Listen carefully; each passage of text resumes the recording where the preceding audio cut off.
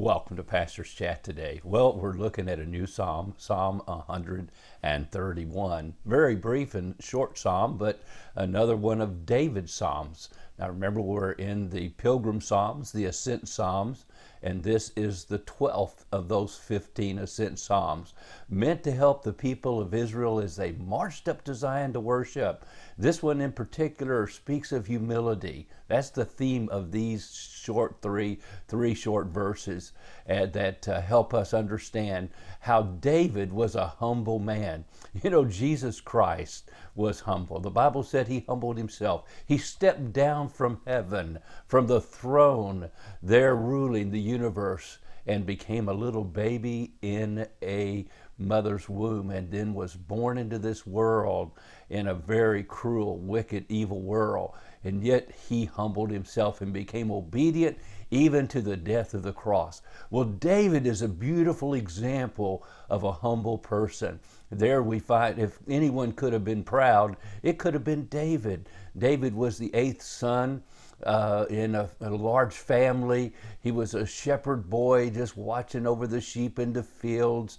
And the next thing you know, he's in the palace. He's playing the harp for the king. He's running around with the king's son, becomes the king's son's best friend.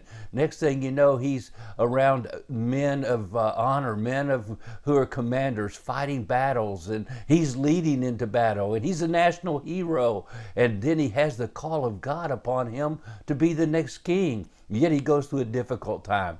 So we're not sure when David wrote this psalm, but it could have been anywhere along the way. Yet David is displaying his humility, his honesty, and his hope in God. And that's what we need. If we're going to grow from being a baby Christian, a carnal person, dependent on our flesh, dependent upon our feelings, and grow into a spiritually mature person, we've got to grow up. We've got to grow from dependence upon others to independent, and then we grow to interdependence, where we learn to lean totally upon God and even others around us that can help us. So let's listen to this psalm, Psalm 131.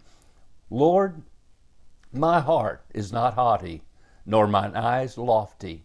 Neither do I concern myself with great matters, nor with things too profound for me.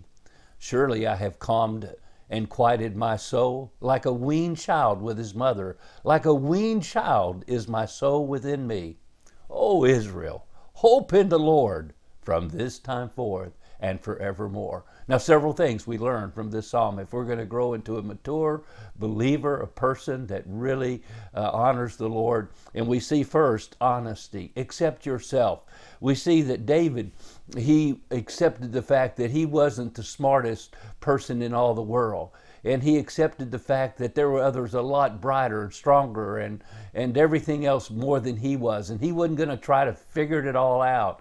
He honestly accepted himself the way he was. And that was awesome, because he had some examples around him of people that did not accept themselves. He has the example of Saul, who becomes a very bitter person, who has a tremendous, terrible self-image and doesn't understand God's plan and purpose and understand humility at all. So David saw, and sometimes we learn what to do best by others who do worse and do their worst and do things they shouldn't do, and we say, wow, I don't want to end up like that. Well, David, he was honest with himself. And then we notice he was a person, humility, in verse 2. He said, I'm like a weaned child. A child was weaned usually between the ages of 3 and 4 in the Hebrew family. And that was a time that left the comfort of his mother's breast and her arms, and all of a sudden now is being pushed out into the world, the tough, hard world. And David is saying, that's what I'm like, but I understand that.